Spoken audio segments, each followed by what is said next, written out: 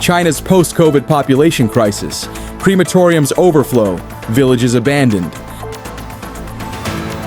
Chinese women with homes, cars, but no husbands. Why are Chinese men fleeing marriage? CCP splits deepen. Party elites clash. Is Xi Jinping losing control?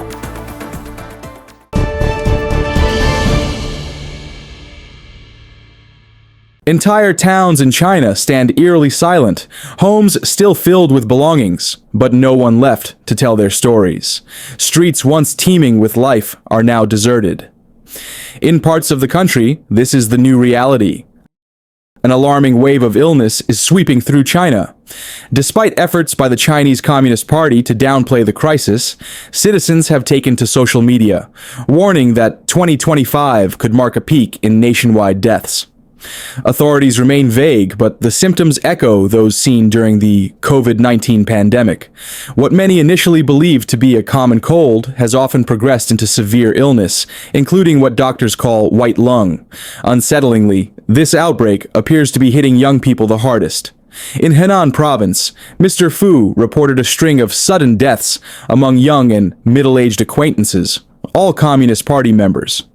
Online statistics have fueled concern.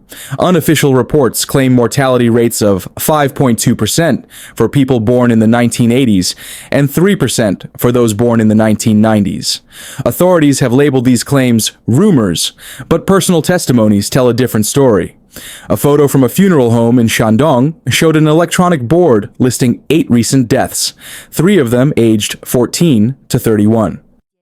Mr. Li, from Zhoukou in Henan, described overwhelmed hospitals and a wave of unexplained deaths from pneumonia, heart attacks, and strokes, many involving otherwise healthy people in their 30s and 40s.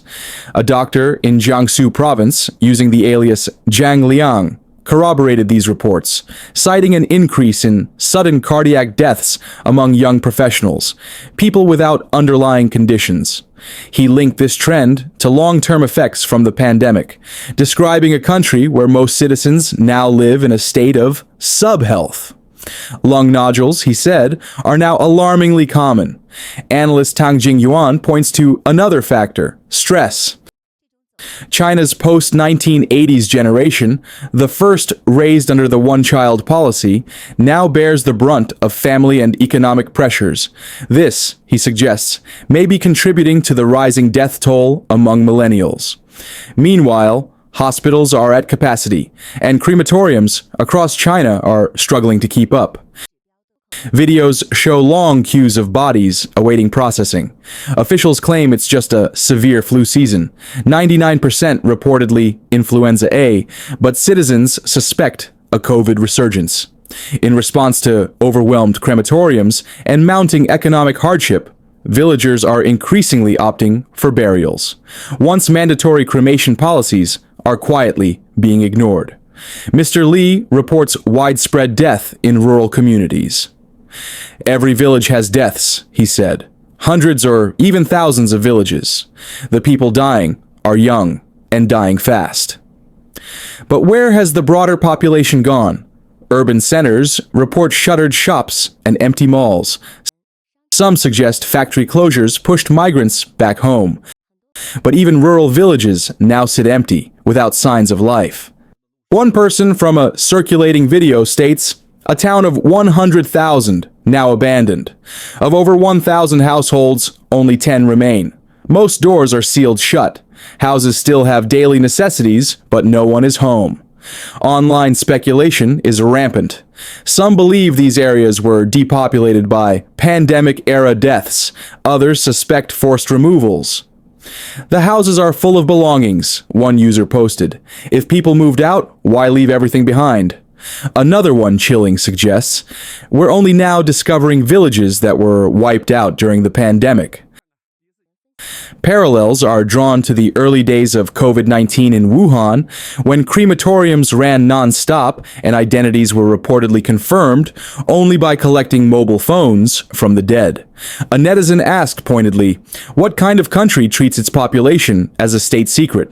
Some point to drops in raw material consumption to support depopulation theories. China's salt production in 2022 dropped 25% from pre-pandemic levels, a detail many see as telling. While Beijing works to control the narrative, censor data, and suppress leaks from crematoriums, the ghost towns speak volumes. In the end, these abandoned homes may become the quiet witnesses of a hidden crisis. As the world watches, the question remains: what really happened behind China's locked doors?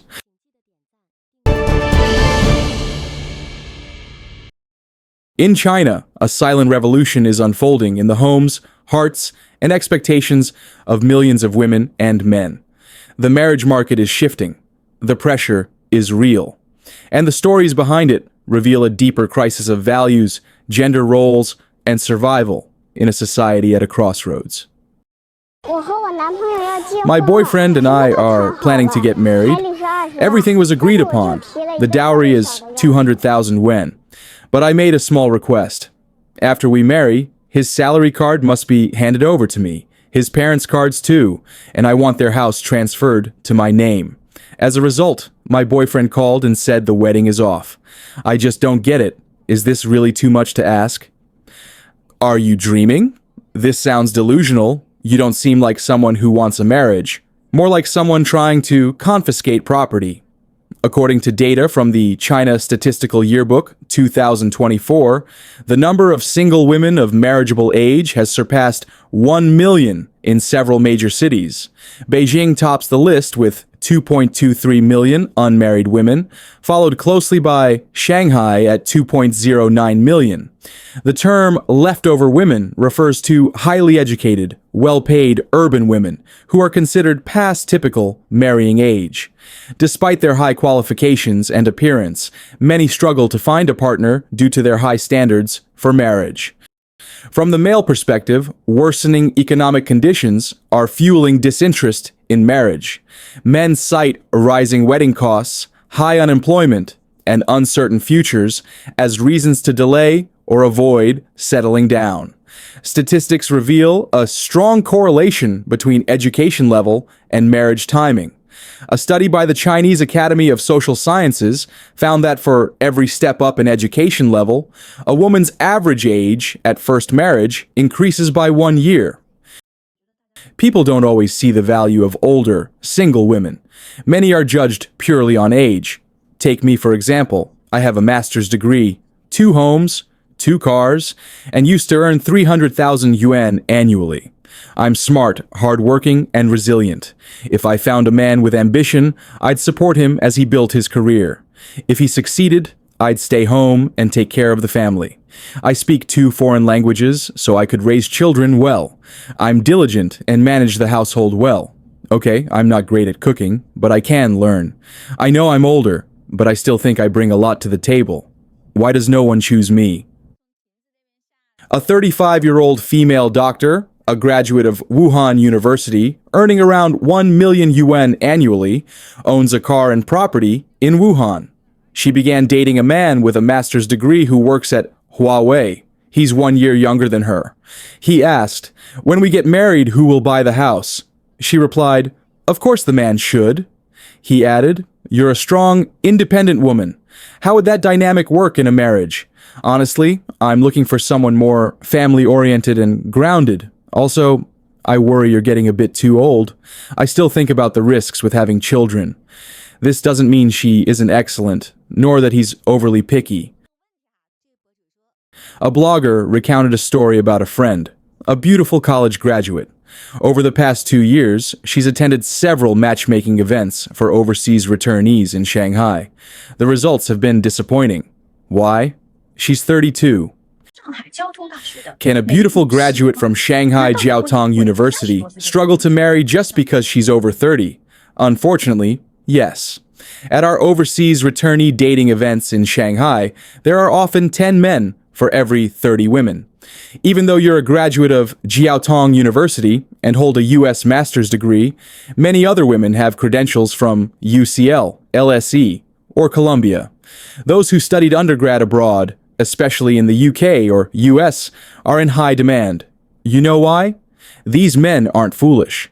They understand that a woman who did her undergrad in the US or UK probably spent at least 2 million yen. That means she comes from wealth. So, while beauty and education are common in these circles, age is the true scarcity. According to Bloomberg, Ms. Gao, a wedding planner in Beijing, says business has plummeted. Her company handled only about 100 weddings last year, a sharp decline from its peak of nearly 2,000 in 2012. One blogger, a 39-year-old woman with a PhD, works at a major firm earning 8,000 yuan per month. She says she simply can't afford to raise a child.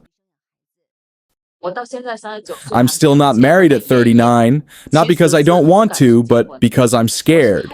How would I live after marriage? Could I afford to raise a child? I don't think I could. I just don't have that confidence. Without strong finances, it's irresponsible to bring a child into the world. From prenatal checkups to childbirth, you'll spend tens of thousands. Then come all the costs: daycare, classes, swim lessons, piano lessons. Raising a child today is just stacking bills. Older single women often share 3 traits. First, they're extremely picky. Nothing seems to satisfy them. Second, they're overconfident. They think they're the only prize. Third, their emotional intelligence is almost non-existent. In Zhengzhou, the number of unmarried women has also topped 1 million. In many rural areas, the bride price, essentially a dowry, is tied to a woman's age. If a woman is under 25, the going rate is around 68,000 yuan. Between 25 and 30, it drops to about 38,000. Over 30, it becomes negotiable. Would you break up over the bride price? A friend of mine has been dating her boyfriend for 5 years. They planned to marry this year, but because she'd be moving to another city, her parents wanted some financial security for their daughter. They requested 188,000 yuan as a bride price. His parents said it was too much and offered only 100,000. My friend worked hard to persuade her parents.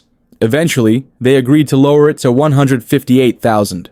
Her boyfriend also tried reasoning with his parents, but they wouldn't budge from 100,000. Now, the two families are in a deadlock. The issue isn't affordability.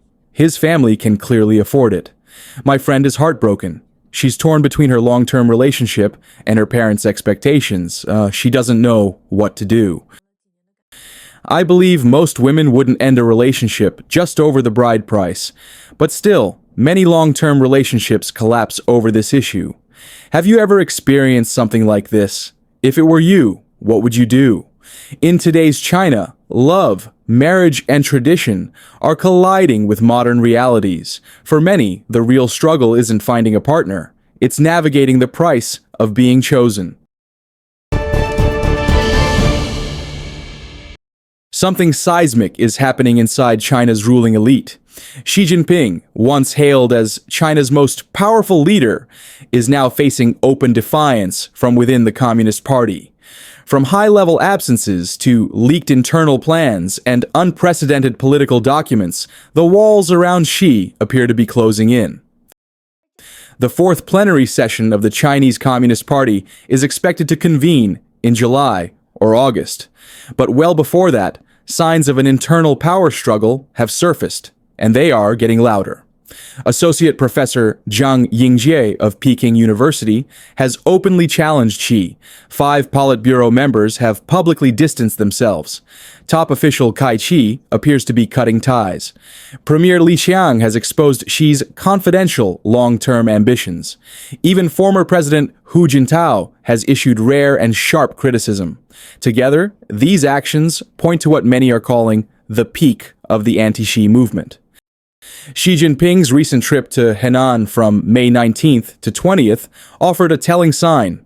Missing from the entourage were 2 of his closest aides, Kai Chi, head of the Central Committee's General Office, and Zhang Jingquan, director of the Central Policy Research Office. Instead, they were replaced by lower-ranking officials, Vice Premier He Lifeng, Meng Xiangfeng, and Tang Fangyu. The downgrade in rank is notable, signaling Xi's reduced political stature. Commentator Tang Jingyuan notes that Kai Chi's absence wasn't due to illness or scheduling conflicts. In fact, Kai had no public events on those days, suggesting his absence was intentional, a subtle but significant act of political distancing. Just days earlier, he had been actively inspecting Tangshan, appearing in good health. Xinhua news agency's report on Xi's visit noticeably broke from usual practice. It mentioned General Secretary Xi Jinping only once and left out the usual political catchphrases that praise his leadership, such as Xi Jinping thought and other loyalty slogans. Commentator Tang Jingyuan pointed out that just a month earlier, top official Kai Chi was still strongly promoting Xi's ideology. The sudden change in tone suggests that even Xi's closest allies may be stepping back, and that his grip on power could be weakening. At the same time, the General Office of the Communist Party issued a rare directive titled Notice on Preventing and Overcoming Extreme Left Thought from Interfering with Current Work, listed as Document 2025, number 11. While the text criticizes the extreme left, its true target appears unmistakable. It warns against personality cults, centralization of power, and political purges, hallmarks of Xi's governance. It emphasizes economic development over political campaigns, and denounces using political security as a reason to suppress dissent. Though Xi is never mentioned by name, phrases like one-man rule and the final word cut directly at the core of his leadership. The implication is clear: the political tide is turning. Then came an even more explosive development. Premier Li Qiang reportedly disclosed Xi Jinping's secret 2035 project to the Politburo Standing Committee and senior leadership. The plan, previously unknown even to top party members, includes objectives like the unification of Taiwan and engineering China's rise over the West, milestones Xi hoped to achieve before retiring in 2035. Economist Su Xiaohe suggests that while Xi's inner circle had long known of the plan, Li Qiang's leak was a stunning act of political betrayal. In essence, he turned in Xi to save himself. All signs suggest a major shift is underway. The clearest yet came on May 14th, when the party convened a rare expanded Politburo meeting. The agenda: whether to remove Xi Jinping. Vice Chairman of the Central Military Commission, Zhang Yuxia, reportedly gave a 30-minute speech that shocked attendees. Analysts believe the meeting was less about debate and more about dividing power in Xi's absence. The once powerful Youth League faction is expected to rise again, while other factions scramble for influence. Overseas reports describe the gathering as resembling an emergency palace meeting, a last-minute coup to dethrone the emperor. A political storm is brewing behind the closed doors of Zhongnanhai. Xi Jinping, once untouchable, now faces the greatest threat of his political life. As infighting escalates, and long loyal allies turn their backs, the question is no longer if Xi's power will weaken, but how soon and how far. History has shown that when China's rulers lose the party's trust, the fall can be sudden and irreversible.